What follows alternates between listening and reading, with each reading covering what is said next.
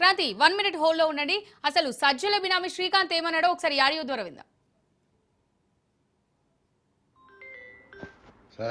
Sir ఎందుకో నాకు ఆడికి డబ్బులు ఇవ్వబుద్ధి కావట్లేదు సార్. అసలు ఆడు ఒప్పుకుంటాడు ఒప్పుకోలేండి, ఒప్పుకున్నప్పుడు చూద్దాం. లేదు ఆడు ఒప్పుకుంటే నాకు ఇవ్వబుద్ధి కావట్లేదు. ఆడు ఇంత అన్యాయం చేసి ఆడికి డబ్బులు తీసుకెళ్తే మనకి ఇంకే ఉంటుంది సార్. ప్రకారం అవునా కదా?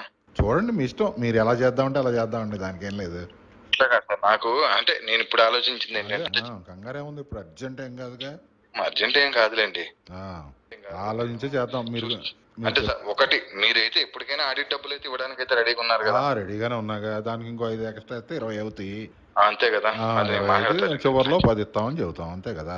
అంతవరకే చెప్తా, ఒప్పుకుంటాడు లేకపోతే వద్దు, ఇంకా నాతో కూడా అడగక్కర్లా, ఇంకా ఏం చేయాలో నిర్ణయించుకుందాం, ఇంకా చేసుకోమని చెప్తా, హ్యాండ్ టు హ్యాండ్ తెలుసుకుందాం. ఆ పాతికి ఎవరికైనా ఇస్తే వీళ్ళు చంపేస్తారు కూడా. అంతవరకు తెగిస్తే మనం తెగిస్తాం కదా సార్. అంతేగా, మరి మనం ఊరుకుంటామంటే. కానీ ఆడికి ఏమన్నాడు తెలుసా లాస్ట్ లో? సరే శ్రీకాంత్ ఒప్పుకోపోయోగన్నా నా మీద ప్రెజర్ తెప్పికు ఏసీబీ వాళ్ళ దగ్గర అంటున్నాడు సార్. నాకు ఎత్త పెడితే ఊరుకుంటామేంటి? ఇంకో డీజీ వచ్చినా మళ్ళీ వెళ్తాంగా, ఈ డేటా ఉన్నట్టేగా ఇది. ఆడికి భయం సార్, నేను అంటే అడిగిన సార్, అందుకే ఆడి ఇంతమందితో ఫోన్ చేయించాడు. అసలు మీకు దెబ్బేసి మీతో ఎలా మాట్లాడాడు నాకు అర్థం కావట్లా. మీకు దెబ్బేసాడు కదా, అది ఒప్పుకున్నాడా? ఒప్పుకోవట్లే. ఎందుకు ఒప్పుకుంటాడు? రాఘవరావు దొంగ నిన్ను సింగును నాశనం చేసేయాలని ఎప్పటి నుంచో చూస్తున్నాడు. పడమటి సురేష్ దగ్గర 2 కోట్లు కదా, ఆ కక్ష ఉంది, సింగు వల్లే ఇచ్చారని చెప్పి కక్ష ఉంది, అందుకని రాశాడు అంటున్నాడు. అందుకే నవ్వు వచ్చింది అంటే. నవ్వు వచ్చిందా మీకు? మరి నవ్వకేం చేస్తా, స్నేహం కూడా ప్రమాదకరం అని వెళ్తున్నా. నమ్మేస్తాం వాడి మాటలు, అట్ట చెబుతాడు.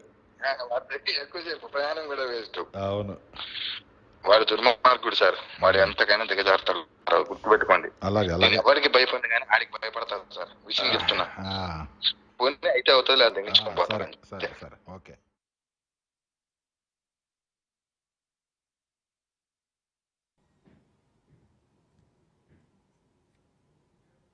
జగన్ జమానాలో జరిగిన భారీ భూకుంభకోణం వెలుగులోకి వచ్చింది. ఏకంగా 600 కోట్ల రూపాయల భూకుంభకోణం వెలుగులోకి వచ్చింది. ఇందులో జగన్ హయాంలో ప్రభుత్వ సలహాదారుగా ఉన్న సజ్జల రామకృష్ణారెడ్డి, కేఎన్ఆర్లదే కీలక పాత్ర అని తెలుస్తుంది. ఇప్పుడు దీనికి సంబంధించిన ఆధారాలు రాజ్ న్యూస్ చేతిలో ఉన్నాయి.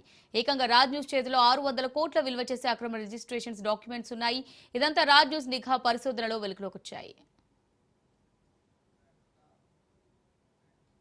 2019-23 మధ్య ఏపీలోని సబ్ రిజిస్ట్రార్ల చేత అక్రమంగా భూ రిజిస్ట్రేషన్లు చేసినట్టు తెలుస్తోంది. సజ్జల రామకృష్ణారెడ్డి బినామీ చిమ్మకుర్తి శ్రీకాంత్ అంతా తానే నడిపించినట్టు సమాచారం తెలుస్తోంది. ఇతడి పేరు మీద 600 కోట్ల అక్రమ ఆస్తులున్నాయి. ప్రధానంగా సబ్ రిజిస్ట్రార్ల నియామకాల్లో కోట్లు దండుకున్నాడు చిమ్మకుర్తి శ్రీకాంత్. ముఖ్యంగా సజ్జల బినామీ కోట్ల రూపాయల ఆస్తులు కూడబెట్టాడు. సజ్జల బినామీ చిమ్మకుర్తి శ్రీకాంత్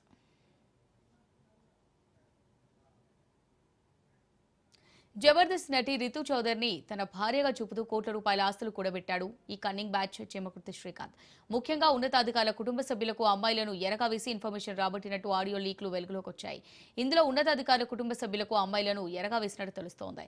మాజీ డీఐజీ అల్లుడు రాహుల్ కి అమ్మాయిలను పరిచయం చేసి ఇన్ఫర్మేషన్ లాగుతున్నట్టు ఆడియో సంభాషణ ఉంది. ఏకంగా ఏసీబీ రైళ్ల నుంచి తప్పిస్తామంటూ కోట్ల రూపాయల దోపిడీకి పాల్పడ్డారు. మొత్తానికి సబ్ రిజిస్ట్రార్ అరెస్ట్తో సజ్జల బినామీ చిమ్మకుర్తి శ్రీకాంత్లో వణుకు మొదలైంది. స్టాంప్స్ అండ్ రిజిస్ట్రేషన్ శాఖ పరిధిలో 600 కోట్ల స్కామ్లో రిజిస్ట్రార్ రామారావు చక్రం తిప్పినట్టు పోలీసులు గుర్తించారు. Chimmakurthi Srikanth and co cunning batch కోట్లకు పడగెత్తినట్టు నిర్ధారించారు.